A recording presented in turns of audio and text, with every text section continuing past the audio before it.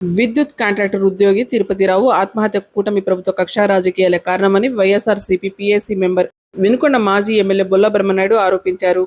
మండల కేంద్రం సావెల్లపురంలో ఉన్న విద్యుత్ సబ్స్టేషన్లో షిఫ్ట్ ఆపరేటర్గా విధులు నిర్వహిస్తున్న వేల్పూరు గ్రామవాసి ఉయ్యాల తిరుపతిరావు ఆత్మహత్యకు పాల్పడ్డాడు. వినుకొండ ప్రభుత్వ ఆసుపత్రిలోని మార్చురీలో ఉన్న తిరుపతిరావు మృతదేహాన్ని మాజీ ఎమ్మెల్యే బొల్ల బ్రహ్మనాయుడు పార్టీ నేతలతో మృతుడి కుటుంబ సభ్యులతో కలిసి నివాళులర్పించారు. కుటుంబ సభ్యులకు ప్రగాఢ సానుభూతి తెలిపి ధైర్యం చెప్పారు. తిరుపతిరావును ఉద్యోగ బాధ్యతల నుండి తొలగించడం, ఆ తర్వాత జరిగిన పరిణామాలతో భార్య పుట్టింటికి వెళ్లిపోవడం, వీటన్నింటి తట్టుకోలేక 30 సంవత్సరాల తిరుపతిరావు ఆత్మహత్యకు పాల్పడ్డాడని, ఇందుకు ప్రభుత్వమే కారణమంటూ బ్రహ్మనాయుడు ఆరోపించారు. కుటుంబ సభ్యులకు ప్రభుత్వ నష్టపరిహారం ఇవ్వాలని డిమాండ్ చేశారు. కక్ష రాజకీయాలతో ఇప్పటి వరకు తొలగించిన ఉద్యోగులను వెంటనే విధులలోకి తీసుకోవాలన్నారు. ఏల్పూర్ గ్రామానికి సంబంధించిన ఎస్టీలకు సంబంధించిన తిరుపతిరావు వైఎస్ఆర్ ప్రభుత్వంలో చావల్యాపురం షిఫ్ట్ ఆపరేటర్గా అవకాశం ఇవ్వటం జరిగింది. కూటమి ప్రభుత్వం వచ్చిన తర్వాత ఆ షిఫ్ట్ ఆపరేటర్ అనేది తీసేస్తున్నామని వీళ్ళు తీసేయటం జరిగింది. తీసేసిన సందర్భంలో ఈయనకు ఉద్యోగం లేదనే దాని మీద ఆ కుటుంబంలో ఆయన భార్య విభేదించటం, నీకు ఉద్యోగం కూడా లేదు, నన్ను ఎలా పోషిస్తావని చెప్పి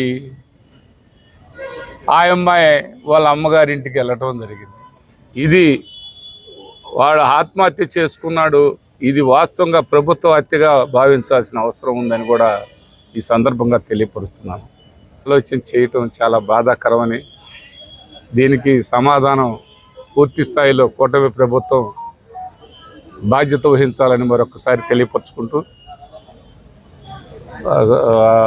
ఎవరైతే తిరుపతిరావు మరి చనిపోయాడో ఆ కుటుంబానికి పూర్తి స్థాయిలో ఆర్థిక సహాయం ప్రభుత్వం అందజేయాలని ఈ సందర్భంగా ప్రభుత్వాన్ని డిమాండ్ చేస్తున్నామని కూడా, ముఖ్యంగా ఆంజనేయులు గారు చొరవ తీసుకొని జరిగిన తప్పుకి మీరు కూడా బాధ్యత వహించి ప్రభుత్వం తరపు నుంచి ఆ కుటుంబానికి సహాయం అందించాలని ఈ సందర్భంగా కోరడం అవుతుంది. మరి ఇలా ఇప్పటికైనా ఆ షిఫ్ట్ ఆపరేటర్ని ఎప్పటిలాగా వాళ్ళని